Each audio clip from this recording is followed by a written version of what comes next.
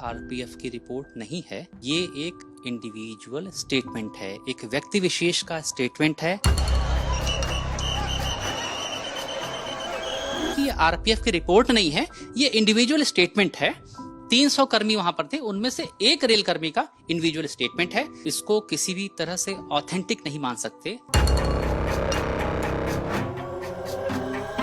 इस स्टेटमेंट को रिपोर्ट मानना ये उचित नहीं होगा और बेहतर होगा कयास लगाने की जगह क्या हुआ, क्या नहीं हुआ, टाइमिंग क्या थी, ये वो, इन सब चीजों पे कयास लगाने की जगह, रोज नई चीजों पर ध्यान देने की जगह अच्छा ये होगा कि कुछ समय का इंतजार करें। हाई लेवल कमेटी हर पॉसिबल आयाम, हर पॉसिबल एस्पेक्ट को डिटेल्ड में, मेथोडिकल वे में एनालिसिस करेगी। आरपीएफ की रिपोर्ट नहीं है, ये एक इंडिविजुअल स्टेटमेंट है, एक व्यक्ति विशेष का स्टेटमेंट है जो दिया गया है। तो एक स्टेटमेंट को उस समय नई दिल्ली रेलवे स्टेशन पर 300 से ज्यादा रेल कर्मी कार्यरत थे।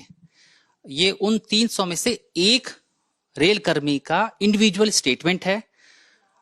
इसको किसी भी तरह से ऑथेंटिक नहीं मान सकते। एक्चुअली जो हमारी हाई लेवल कमेटी है वो इन 300 में से सारे रिलेवेंट रेल कर्मियों का, रेल अधिकारियों का और रिकॉर्ड्स का, सीसीटीवी का संज्ञान लेगी, सबका स्टेटमेंट लेगी और स्टेटमेंट पर सबसे क्रॉस एग्जामिनेशन करेगी, रिकॉर्ड्स से उसकी क्रॉस टैली करेगी और तमाम नई चीजों का प्रयोग करके और एनालिसिस करने के बाद तब एक कॉम्प्रिहेंसिव और क्रेडिबल रिपोर्ट देगी।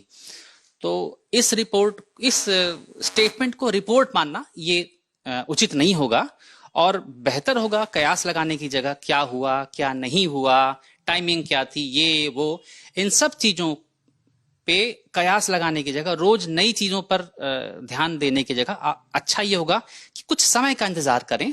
हाई लेवल कमेटी हर पॉसिबल आयाम, हर पॉसिबल एस्पेक्ट को डिटेल्ड में, मेथोडिकल वे में एनालिसिस करेगी और एक लॉजिकल कंक्लूजन पर पहुंचेगी।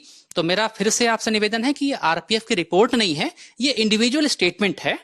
300 कर्मी वहां पर थे, उनमें से एक रेल कर्मी का इंडिविजुअल स्टेटमेंट है।